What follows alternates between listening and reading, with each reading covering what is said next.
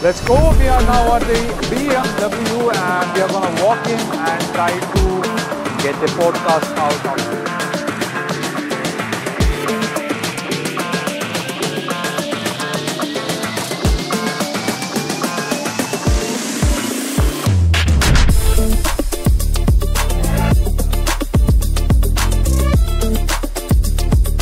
Hello, welcome to a new episode.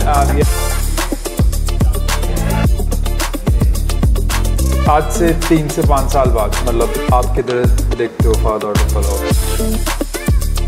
Branch open करना तो कोई बड़ी बात नहीं है। आज भी मैं 2-3 ब्रांच और ओपन कर सकता हूँ, कोई बड़ी बात नहीं है।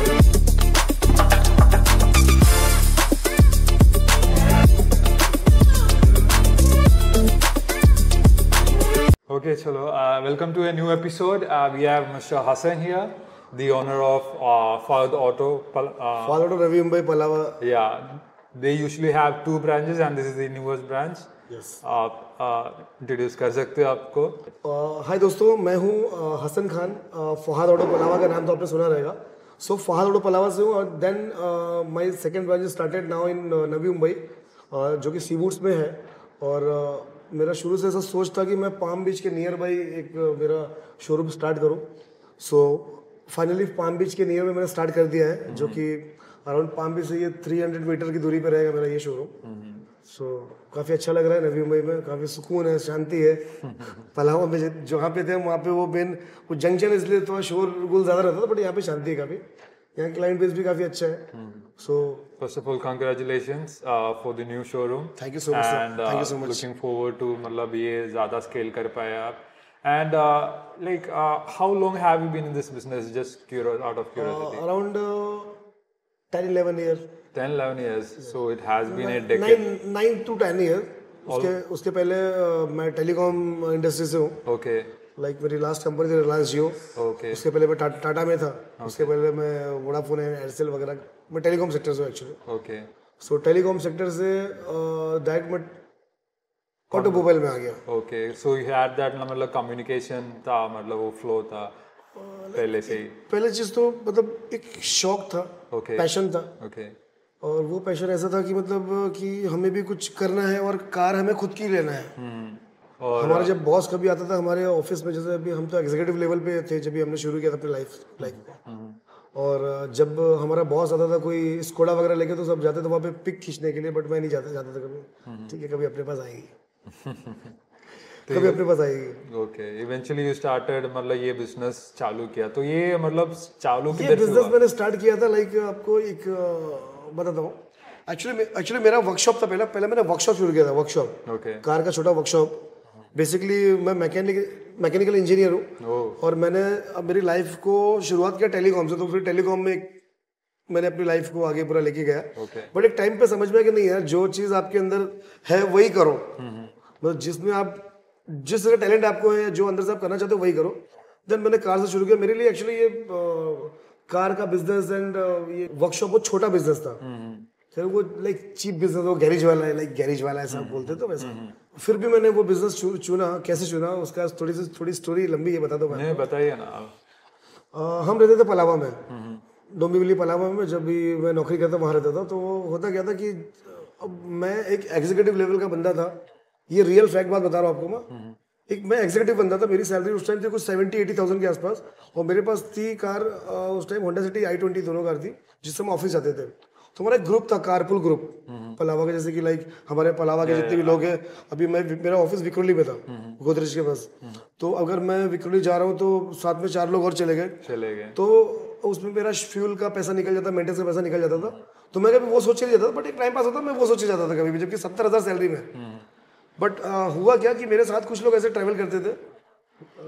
अगर आप ये वीडियो देख रहे हो तो अपने ऊपर मत लेना। सो मेरे से कुछ लोग ऐसे ट्रैवल करते जो कि किसी कंपनी में CEO लेवल के थे। ओके आप समझ रहे हो? CEO लेवल का बंदा मेरे साथ में कारपुल में आ रहा है, वो 40-50 रुपए के झगड़े कर रहा है। नहीं, उतना तो 50 रुपीज़ होता है, 40 रुपीज़ होता है। तो मैं सोचता हूँ, मेरे माइंड में सोचता हूँ कि यार हम बेवकूफ़ है, हम थोड़े पैसे कमा के अपनी अय्याशी में ज़िंदगी जी रहे हैं। ये बंदा महीने का जो 7 लाख रुपए कमा रहा है, वो बंदा 30-40 रुपए बचा रहा है अपना, और खुद की कार से नहीं जा रहा है, दूसरी कार से जा रहा है। फिर अपने पलामू में कैसे एक लोकल बिजनेस लोग शुरू किए थे, वो लाइक कोई रेस्टोरेंट खोल दिया किसी ने, कुछ भी खोल दिया, लेकिन ऐसा चल रहा था। तो वो बंदा CEO लेवल का बंदा अपने घर पे बात कर रहा है फ़ोन करके कि भाई आज कितने भाजिए का ऑर्डर आया, कितने चिकन्स गए। तो मैं बोला यार बंदा क्या कर रहा है यार ये। आप सोचो मतलब 7 लाख रुपए सैलरी होना आज से 7-8 साल पहले किसी की बहुत बड़ी बात है, और मेरी सैलरी 70,000 रुपये। तो मैं मेरे खुद की ओन कार से जा रहा हूँ, फुल मतलब मेरे मज़े में जा रहा मजे में जा हूँ, और वो बंदा जो है 40 रुपये 50 रुपये झगड़ा कर रहा है। तो फिर मैंने सोचा नहीं यार मैं पागल हूँ, मैं बेवकूफ़ हूँ, ऐसा नहीं सोचना चाहिए। कोई भी चीज़ छोटा बड़ा नहीं होता एक्चुअल में। एग्जैक्टली। तो फिर मैंने जो मेरे लिए वो बिजनेस जो जिसको छोटा बिजनेस समझता था मैं, शुरुआत वहाँ से किया। फिर मैंने ओके, मतलब गैरेज डाल के आपने गैरेज में डाला। गैरेज डाला तो फिर ऐसा हुआ कि जो काम मैं किसी कंपनी के लिए करता था दिन के 18 घंटे, वो आप खुद वो काम मैंने खुद के लिए दिन के 18 घंटे मैं खुद के लिए किया। तो वहाँ पे मैंने देखा कि वहाँ पे स्पीड मेरी इतनी बढ़ गई है कि शायद मुझे ऐसा लगने लगा कि मैं जो मेरी लाइफ में जो 8-9 साल नौकरी किया तो शायद टाइम वेस्ट किया, बट ऐसा नहीं है। टाइम वेस्ट नहीं किया क्योंकि वहाँ से भी एक्सपीरियंस मिलता है इंसान को। राइट, तभी शायद मैं इधर कुछ कर पा रहा हूँ। राइट। आपने ये गैरेज कैसे कभी डाला, मतलब जब भी जॉब क्विट किया? जॉब क्विट नहीं किया, पहले जॉब था मेरा। ओके। एंड जॉब को रखते हुए मैंने जो है मेरा वर्कशॉप डाला, और वर्कशॉप डालने के बाद ऐसा हुआ कि जब वर्कशॉप बूम में चलने लगा, वहाँ पे लोग बोलने लगे कि भाई हसन भाई रहेंगे तभी मैं मेरी गाड़ी छोड़ूंगा सर्विस के लिए। ओके। तो फिर मुझे लगा कि नहीं यार अभी मुझे जो है अपना जॉब जो है क्विट कर देना चाहिए। तो फिर मैंने लास्ट मेरी कौन सी कंपनी, रिलायंस जियो थी शायद, मैं पूरा सेंट्रल देखता था, सेल्स में था मैं। तो फिर मैंने रिलायंस जियो को जो है क्विट किया और मेरा फुल फ्लैश बिजनेस को टाइम दिया। जब भी आपने, मतलब बहुत लोग ऐसे करते हैं कि वो लोग जॉब भी छोड़ते हैं एंड अपना बिजनेस भी स्केल नहीं कर पाते हैं, लेकिन आपने जो किया that's the right way to do it. Exactly मैंने कभी भी ये नहीं चाहा कि रोड पे आ जाऊं। राइट। अगर कल को ये नहीं चला तो मेरी जॉब सेफ है। Yes yes yes. सो आपने जब 3x 2x कमाई देखा इसमें आपके गैरेज में, that's when you quitted your job. अच्छा एक चीज़ और, मेरे लाइफ में आगे बढ़ने से बड़ा रीज़न क्या पता है, मैंने कभी मेरे लाइफ में लोन नहीं लिया, लाइक होम लोन। हाँ ठीक है, कार लोन बाइक लोन चलता है, no issue, but home loan नहीं लिया। आप भी काफ़ी कॉर्पोरेट कंपनियां ऐसी है जो कि अगर आप वहाँ पे अच्छे से काम करो तो HR वहाँ पे क्या बोलता है, आपको ठोक देता है भाई उधर एक घर मिल रहा है 912 में 25 लाख अगर आपको 15 लाख में मिल जाएगा। तो भाई ऐसे 15 लाख के चक्कर में फंसना नहीं तुम। अगर ये 15 लाख में आपने फंसे तो आपकी ज़िंदगी खराब है। एग्जैक्टली, या।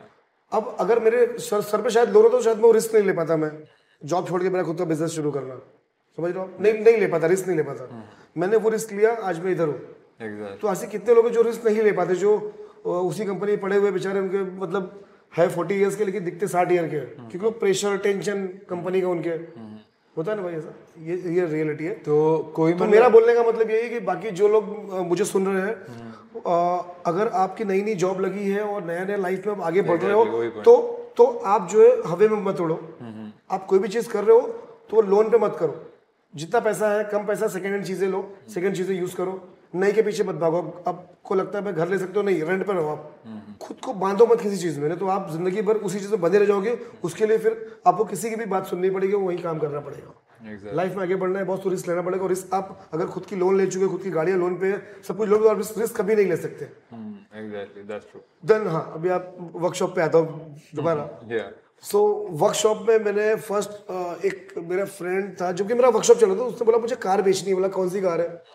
बोला ऑल्टो 800। ठीक है दे दो भाई। तो जो मेरी शुरुआत हुई थी ऑल्टो 800 से हुई थी, मारुति से। और मैंने मारुति बेचा, उसके बाद फिर मैंने डायरेक्ट वॉक्सवैगन से शुरू किया मेरी लाइफ। मतलब फर्स्ट मारुति थी, उसके बाद मारुति वगैरह ज़्यादा मैंने सेल नहीं किया। मैं कभी भी, मैं car dealer as a car dealer, but मैं सेफ्टी पे ध्यान दिया। मैंने सेफ्टी पे मैंने ऐसी कार बेचा जो बिल्ड क्वालिटी उसकी अच्छी हो, जो जिससे किसी का एक्सीडेंट भी होता है तो वो उसको कुछ हो ना, नुकसान ना हो। इसलिए मैं आज लग्जरी कार प्रीमियम कार इसलिए बेच रहा हूँ ताकि लोग सेफ रहे और लोगों का ड्रीम भी पूरा हो। और इवन लोग, काफ़ी लोग बोलते हैं कि मैं काफ़ी लोगों का ड्रीम पूरा कराता हूँ। तो बेसिकली आज के डेट पे BMW के नाम से लोग मुझे जानने लगे हैं कि BMW सस्ते में चाहिए तो भाई फहद ऑटो के पास जाओ, वहाँ पे आपको BMW मिल जाएगी। जो कि मैंने तो BMW 5 सीरीज वगैरह 5-6 लाख में बेचा है कितने। Okay, that's cool. मतलब मार्केट में मैंने सुना नहीं है ऐसे प्राइसेस, तो आप कैसे कर पाते हो, मतलब इतना अफोर्डेबल? एक्चुअली मैं मार्जिन कम रखता हूँ मेरा। ओके। अगर आप किसी चीज़ की बात करेंगे कि अगर ये आपकी वॉच है, ये आपकी वॉच जो है, इसकी जो कॉस्ट एक्चुअल में जैसे कॉस्ट है, हमारे डीलर परचेजिंग प्राइस होता है मान लो 700 रुपीज़, बट मार्केट में जो उसकी प्राइस होती है वो 3,500 रुपये है, तो मैं वो 3,500 नहीं देखता हूँ, मैं 700 के पीछे मैं मेरा मार्जिन 200-300 देखता हूँ। ओके तो मार्केट से काफ़ी चैलेंजिंग हो गया, मैं मेरा मार्जिन कम रखता हूँ बट वॉल्यूम पे काम करता हूँ मैं। ओके मैं ऐसा नहीं सोचता कि एक ही बेचूँ बस और फिर एक महीना घर पे बैठूँ, जाऊँ घूम घाम के। So from the last 1 decade आपको मतलब कैसे रहा है आपका ग्रोथ, मतलब started from Palava and to here, कितना गाड़ियाँ बेच पाए आप, क्या क्या डिफिकल्टीज आया है रास्ते में? देखो कैसा है कि अभी मेरा जो बिजनेस करने का तरीका है वो सब कुछ रियलिटी पे, सच्चाई पे है, क्योंकि आज के डेट में कोई भी आज इंसान बेवकूफ़ नहीं है। Right exactly. अगर मैं आपसे, आप मेरे साथ फर्स्ट टाइम मिले और मैं आपको 2-4 बार फेंक दूंगा, बातें करूंगा, तो आप कुछ बोलोगे नहीं कि समझोगे सब कुछ। यस तो उस तरीके से मैं समझता हूँ कि आज के डेट में हर कोई भी हो उसको सब कुछ समझता है, एग्जैक्टली। कोई भी इंसान हो। तो मेरा मतलब बोलना ये है और मेरा खुद की थिंकिंग यही है कि जो भी करो रियलिटी दिल से करो और सच बोल के करो, तो शायद आप जिंदगी में जल्दी आगे बढ़ोगे। वही मोटिव रहा है आपका, मतलब मेरा starting मोटिव वही है कि जो भी मैं करता हूँ सच बोल के करता हूँ, किसी चीज पे एक पर्टिकुलर मार्जिन में कम पकड़ता हूँ। वो बोलते हो ना कि एक कहावत है, दाल में नमक अच्छा, नमक में दाल अच्छा नहीं लगता है, कहावत सुना आपने? Yes yes yes. वही कहावत है नमक वाला, तो मैं वैसा सोचता हूँ कि दाल में नमक खाना शायद बेहतर है, तो आप ज्यादा दिन जियोगे और हेल्थ भी आपकी अच्छी रहेगी। Make sense. तो आपका सेल्स कैसे रहा है, मतलब आप स्पीकिंग अबाउट नंबर्स, कैसे रहा है उधर भी और इधर? आपने अभी रिसेंटली 1 week हुआ है ये शुरू? ये वाला शोरूम चालू किया 1 week। Okay, and let's speak about the numbers from Pallava, मतलब कैसे रहा है उधर, कैसे स्केल हुआ है? पलावा में काफी मतलब मुझे डिफिकल्ट आया है। आज मार्केट में जो सबसे मेरा नाम है, लोग बोलते हैं, काफी लोग मुझे बहुत पसंद करते हैं। मेरा नाम इसके लिए क्योंकि मैंने कभी किसी कस्टमर को बेवकूफ नहीं बनाया। कोई भी एक कस्टमर मेरे आज मेरे इंस्टाग्राम पे करीब 2 लाख फॉलोअर्स है। आपका गूगल में मैंने देखा काफी अच्छा रेटिंग है, मेरा 4+ है आपका। गूगल पे भी है, गूगल तो मेरे ध्यान नहीं देता उतना, बट इंस्टाग्राम पे मेरे सारे कमेंट्स ओपन है, कोई भी कमेंट्स ऑफ नहीं है। और मेरे इंस्टाग्राम पे जो है अराउंड 2 लाख फॉलोअर है, बट 2 लाख में से भी कोई एक इंसान बुरा नहीं बोल सकता मुझे ऐसा। सो या मतलब आपका एक आज से 3 से 5 साल बाद, मतलब आप किधर देखते हो फाद ऑटो पलाव को, मतलब फाद ऑटो कितना ब्रांचेस एंड कैसे स्केल करने का फ्यूचर, मतलब फ्यूचर में 5-10 साल के बाद? देखो वो ब्रांच ओपन करना तो कोई बड़ी बात नहीं है, आज भी मैं 2-3 ब्रांच और ओपन कर सकता हूँ, कोई बड़ी बात नहीं है। मैं कस्टमर सेटिस्फेक्शन पे ध्यान देता हूँ। Okay, that's good. कि कस्टमर को मैं कहाँ तक खुश रख पा रहा हूँ, मेरे कस्टमर्स को। आज जैसे मेरे जितने भी कस्टमर सब खुश है, कोई एक भी नाराज नहीं होता मेरे से, एक भी। उसके लिए भी मैं पहुंचता हूँ उसके घर तक, भाई क्या प्रॉब्लम है बताओ, मैं सॉल्व करके देता हूँ। आज मेरी टीम और मैं जो है एक भी कस्टमर नाराज नहीं रखता हूँ मैं, एक सिंगल भी। तो मैं वो चाहूंगा जिस दिन अगर मैं ऐसा लगा कि मुझे हाँ सबको खुश रखता हूँ तो 2-4 ब्रांच और ओपन कर ले, कोई बड़ी बात नहीं है। बट अभी तक जो मेरी लाइफ का जर्नी था, बहुत मुश्किल हुआ मुझे सबको संभालने में। बिकॉज क्या है, सोशल मीडिया आपको पता है कि बहुत अच्छी चीज भी है, बुरी चीज भी है। Exactly yes. अगर वहां पे एक आदमी अच्छा बोलता है तो वहां पे 10 आदमी बुरे बोलने वाले भी होते हैं। तो आज सोशल मीडिया मुझे सब अच्छा बोलते हैं, उसको बनाने के लिए मुझे दिन और रात लगा। जैसा कि मैंने आपको बताया कि एक कस्टमर भी मुझसे कोई नाराज होता है, मैं उसके घर तक पहुंच जाता हूँ, सर बताइए क्या प्रॉब्लम है, क्या इश्यू है। कभी कितनी बार ऐसा हुआ है कि अगर कोई गाड़ी मैंने बेचा है, एग्जाम्पल उसमें 50,000 मार्जिन कमाया है, वो 1.5 लाख लगा भी दिया उनके पीछे, ताकि वो बंदा नाराज नहीं हो। क्यों खर्चा क्यों लगाया है, ऐसा कोई लगाता नहीं। Yes yes. क्यों लगाया, रीजन कस्टमर सेटिस्फेक्शन आपका, और भी कुछ रीजन हो सकता है उसके पीछे, कोई क्लाइंट रिटेंशन, और भी उसी रीजन हो सकता है। और क्या रीजन हो सकता है? You are the pro. आपकी फेवरेट कार या बाइक कौन सी है? Maybe BMW। आपकी जो फेवरेट कार BMW है, उसका अमाउंट कितने तक आता है वो आपको अगर यूज्ड कार लेने जाओगे या यूज्ड बाइक लेने जाओगे आपको? 10-15 लाख। 10-15 लाख। आपकी ड्रीम कार या ड्रीम बाइक, आपने बहुत मुश्किल से पैसे जोड़ के अपने घर में अपनी मम्मी का जेवर बेचवा के, या फिर उस ज्वेलरी को कहीं गिरवी रख के, या फिर कोई चीजें बेच के अगर आपने उस चीज को लिया है और उसके बाद उस चीज में कोई प्रॉब्लम आ गया और सामने वाला आप सीधा हाथ खड़ा कर दिया, तो आपके दिल पे क्या बीतेगा? यस एग्जैक्टली, मतलब ऐसे लगेगा कि वो एक्सपीरियंस आप बता सकते हो? नहीं बता सकते। वो इसे मैं समझ सकता एक्सपीरियंस, इसलिए मैं कभी किसी को नाराज नहीं करता हूँ। चाहे उसमें 50,000 ही कमाऊं, लेकिन उसके पीछे मैं 1.5-2 लाख खर्चा करता हूँ इसके लिए, सिर्फ कि किसी के इमोशंस के साथ में मैं खेलता नहीं। Okay, that's cool. एंड ये वारंटीज एंड यूज मैं मेरी तरफ से देता हूँ। ओके, जो भी वारंटीज वगैरह है वो मैं मेरी तरफ से देता हूँ, बिकॉज मेरा खुद का वर्कशॉप भी है, इसलिए मैं वारंटी देता हूँ। ओके, और वारंटी इसलिए देता हूँ, रीजन ये है कि आप एग्जांपल कि आप नॉन प्रीमियम कार यूज करते हो अभी, आपको चाहिए BMW, बट आप डरते हो क्योंकि आपको पता है, आपने 10 लोगों के मुझे सुना लगा कि वहां पे लाखों का खर्चा आता है मेंटेनेंस में।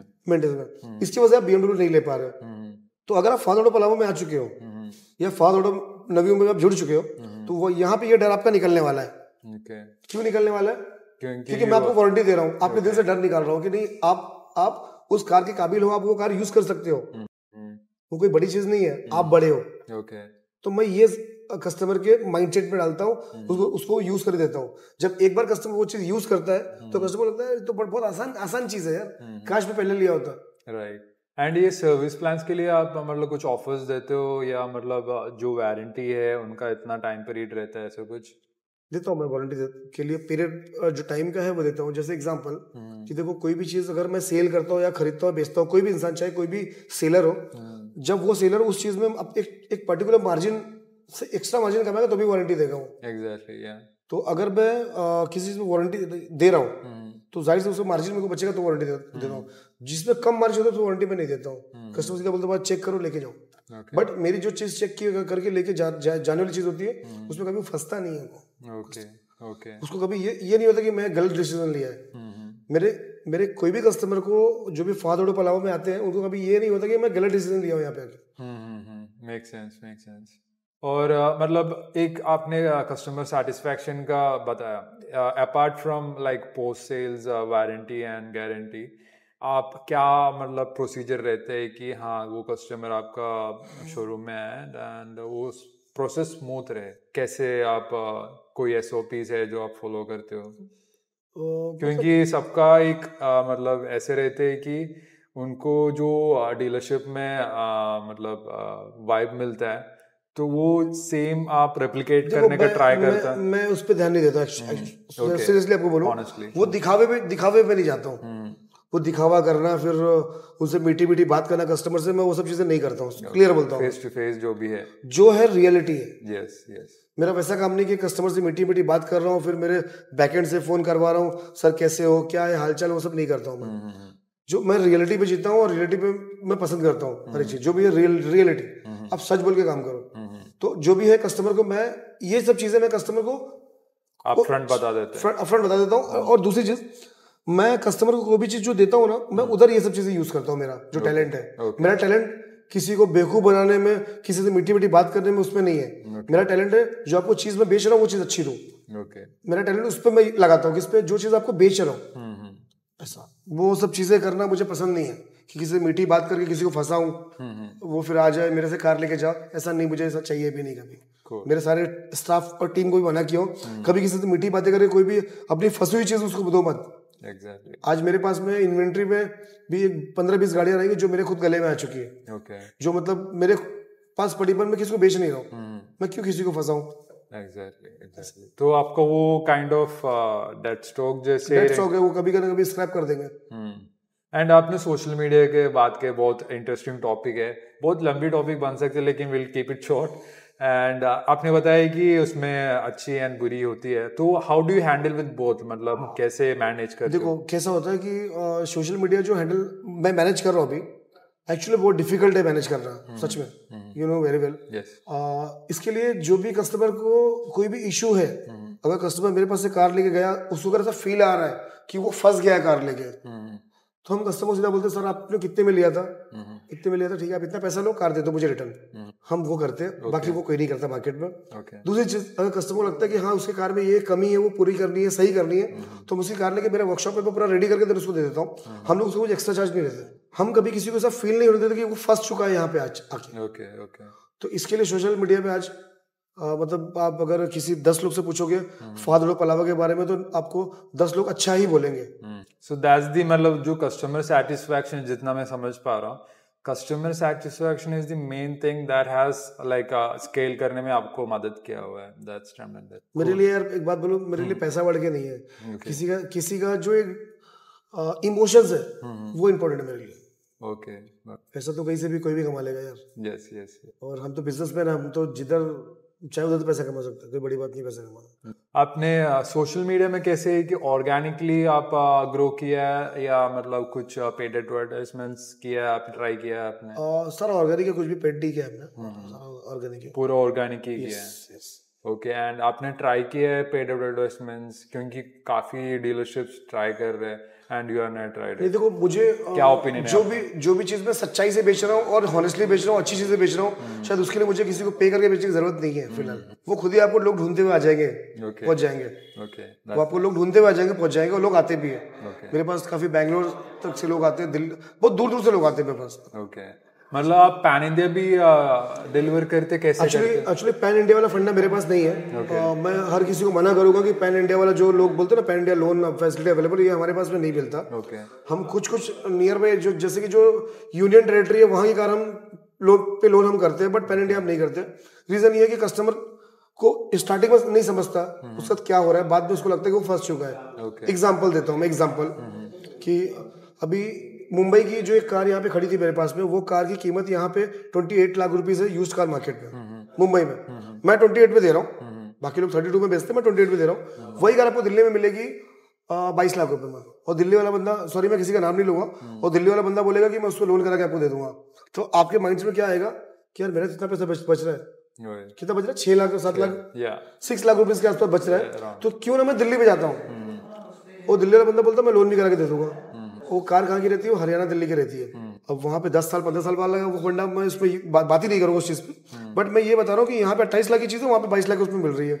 वो 6 लाख के चक्कर में वहाँ पे चलो, वहाँ से कार लिया, लोन पे लिया, अब वो कार लेके मुंबई में आया, एंड इधर रजिस्ट्रेशन यहाँ पे अगर रजिस्ट्रेशन करता है तो उसमें जाता है कुछ अराउंड 7 to 8 लाख रुपीज के आसपास की कार में। तो कितना हो गया? टैक्स वापस भरना पड़ता है, टैक्स वापस भरना है, और वो जो लोन आपने किया है वो बैंक वाले कुछ भी चार्ज करते हैं।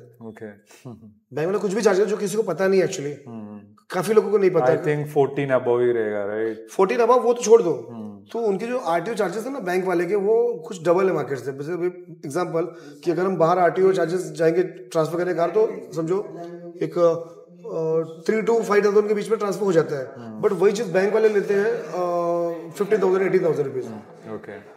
छोटा अमाउंट बता रहा हूँ, बट ये बड़ा अमाउंट की कार है तो जाहिर सी बात है वहाँ पे वो 70,000 लाख रुपए चार्ज करते हैं, तो वो भी काफी लोग समझ नहीं पाते हैं actually. Okay, that's something new to here. And मतलब अगर आपको कोई भी कार लेनी है तो मैं बोलूंगा आप आपके स्टेट से ही लो, 2 पैसा ज्यादा जा रहा है आपके स्टेट को ही दो, क्योंकि ये सब बात है कोई ऐसे खुल के बाद में लेते कि वही होने वाला है, घूम फिर के बाद में वही होने वाला है जो जितने में आपको यहाँ पे मिल रही है। बट आप उस चीज दिल्ली गए या फिर बाहर गए, वहां से कार लेके आए, यहाँ पे आके वही होने वाला है। और दूसरी चीज की श्योरिटी नहीं रहती, अब बाहर में किसी को पकड़ने जाओगे दिल्ली या फिर कहीं पे भी, बट जो आपके एरिया में आप उसको पकड़ सकते हो कि भाई ये चीज मुझे आपने इतने में दिया, इसमें ये प्रॉब्लम हो, वो आपका सपोर्ट करेगा, हेल्प करेगा। तो कभी भी मैं जो भी यूज्ड कार लेने वाला है वो अपने एरिया से और अपने खुद के स्टेट से ही कार ले, बाहर नहीं जाए। Okay, makes sense. Okay, cool. So we are ending to the end of the podcast. मतलब इनको अभी पुणे भी जाना है एक कार का पिकअप के लिए, and all the very best, Hassan ji, and yeah, looking forward to having more you in the podcast and give much more value. काफी सारे टॉपिक्स में है जिसमें हम कवर नहीं कर पाए, और वो हम नेक्स्ट अपकमिंग पॉडकास्ट में श्योरली कवर करेंगे। Anything like any address or you want to mention, like किधर कैसे कांटेक्ट करें? ये जो हमारा एड्रेस है ये है सीवुड्स में, सीवुड सेक्टर न्यू 50, जो कि अगर आप वाशी से आप पामडी की तरफ जा रहे हो, अगर वाशी से आप बेलापुर जा रहे हो तो आपको नवी मुंबई एनएमसी का ये पड़ेगा एक सिग्नल बड़ा सा जो ऑफिस है, उसके पहले फर्स्ट लेफ्ट है, लेफ्ट मारते ही आपको मेरा शोरूम दिख जाएगा, फहाद ऑटो नवी मुंबई। और दूसरा मेरा वर्कशॉप, दूसरा जो मेरा शोरूम है वो है डोंबिवली कटाई नाका जंक्शन पे, कटाई नाका जंक्शन पे काफी फेमस है वहां पे। Okay, so that's it and it's a wrap and I will catch you on the next one. Till then, bye.